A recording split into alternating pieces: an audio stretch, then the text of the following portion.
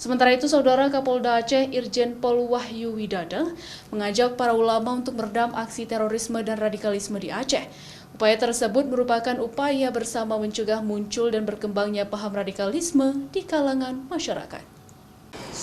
Menjawab pertanyaan media terkait upaya peningkatan pengamanan pasca munculnya kelompok teroris di Aceh, Kapolda Aceh Irjen Pol Wahyu Widada mengatakan bahwa polisi tetap akan melakukan upaya prediktif untuk penanganan aksi terorisme di Aceh.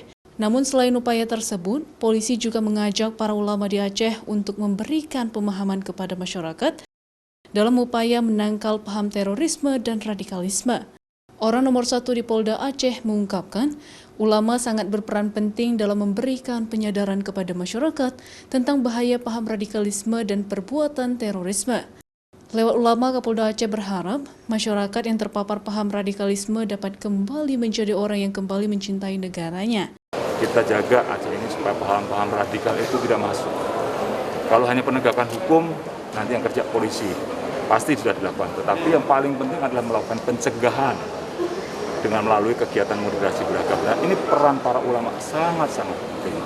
Oleh karena itu kita nanti akan terus bekerja sama dengan para ulama, tokoh masyarakat, dan seluruh stakeholder terkait, departemen-departemen terkait.